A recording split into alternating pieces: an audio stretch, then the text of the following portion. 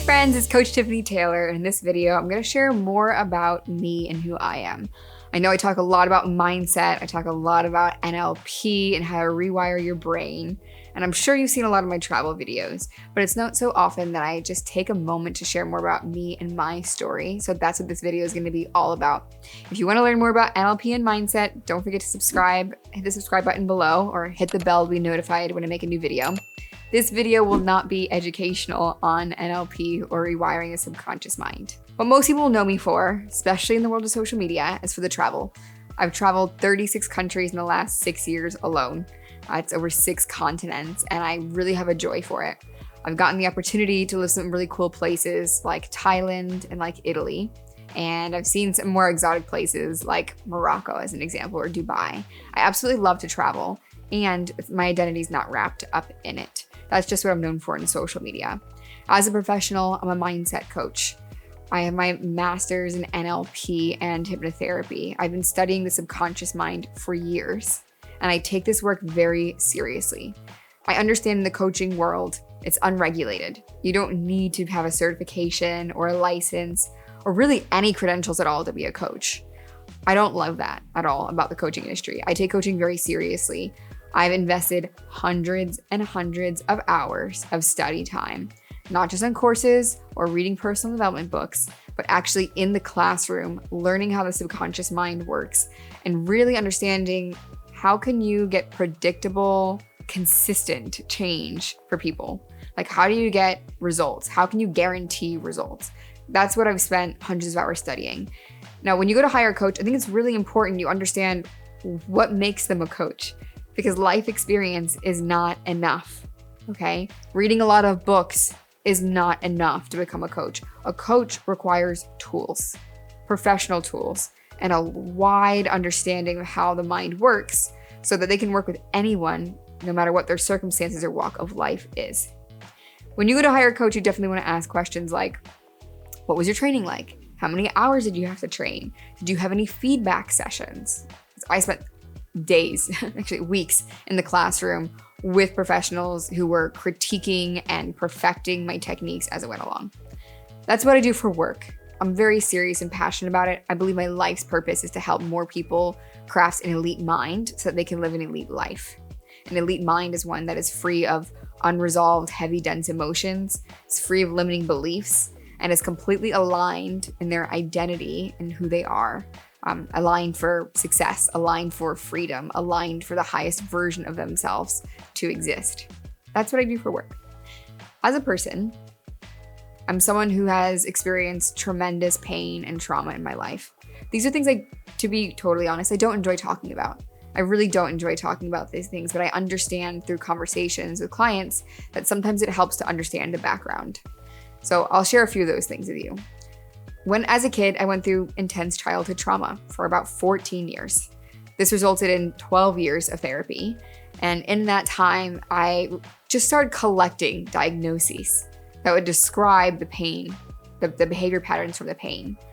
I have ADHD, I had panic attack disorder, I had anxiety disorder, I had OCD, I had binge eating disorder, and I had PTSD.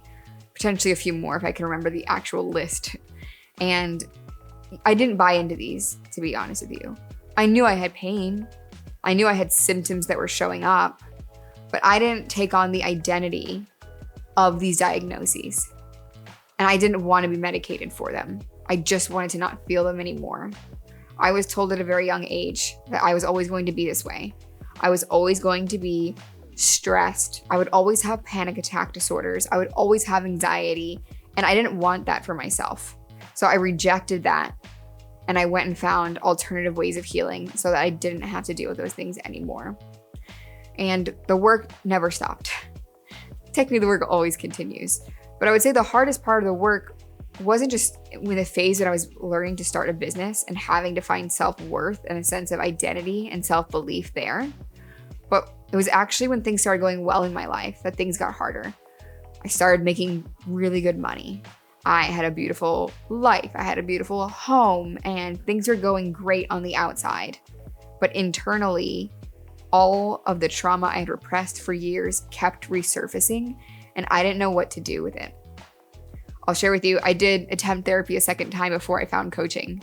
And I went online, and I will never forget the pain of being extremely vulnerable with a therapist, only to get a very, very long block of message back on suggestions. And I remember I said, there's no way this therapist read my message and wrote this out. So I copy and pasted their message into Google, only to find out this person had copy and pasted an article from Google in a message to me, which just hurt me even more. The one thing I wish I knew sooner in my life is that I don't have to relive my trauma in order to release it. In fact, I don't even have to remember the trauma in order to release it. And that healing looks like experiencing the opposite of a trauma response. And it's absolutely possible. If I knew those things, I would have found coaching sooner. I would have invested in coaching sooner. I didn't even know what coaching was at the time. But it's thanks to the coaches that I've worked with that I was able to release my dense emotions like anger and sadness and hurt and guilt. All those emotions were really weighing me down and preventing me from becoming the version that you all know now. I don't think entrepreneurs also realize this one thing. I've met people who truly believe that their emotions and their pain is the reason they are successful. Make no mistake, that might be the reason you're resourceful. But do not credit your pain with your success. Reason being, if you decide that your trauma is the reason that you've become successful, then you're not going to be able to let go of it. You're going to rely on your pain and your anger to fuel and drive your business, and you'll be stuck living like that. Because the truth is, your motivation is only a strategy that can be rewired.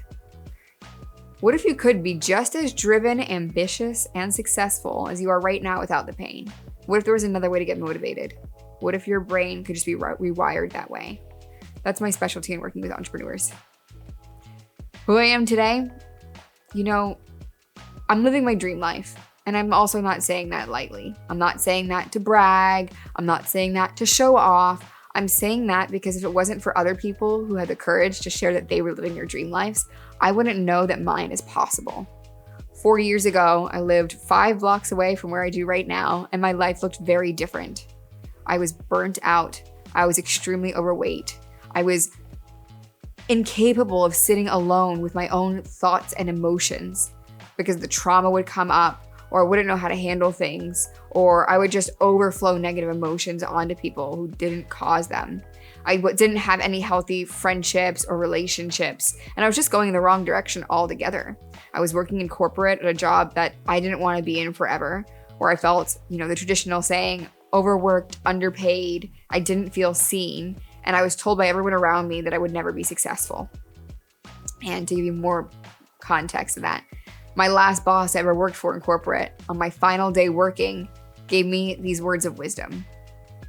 He said, if you ever want to be successful in business, you need to dull down your personality and not be so opinionated. That was the words of wisdom I got 4 years ago. Today, I have a multi-6-figure business. I work with 6, 7, and 8-figure entrepreneurs on how to really create an elite mind so that they can live their dream life, not only externally is a lot easier than internally, but to really live an elite life internally as well. If this is something you've been looking to do for a while, I'm going to encourage you to go ahead and take my 7 Days to Elite Awareness Challenge. It's a free challenge I created just for you to take inventory of your emotions and your beliefs so you can become the CEO of your mindset, so you know exactly what it is that you need to work on. I'm here to help you. I'm here to support you. And if you have any questions for an upcoming Q&A video, don't forget to comment below. I'll see you then.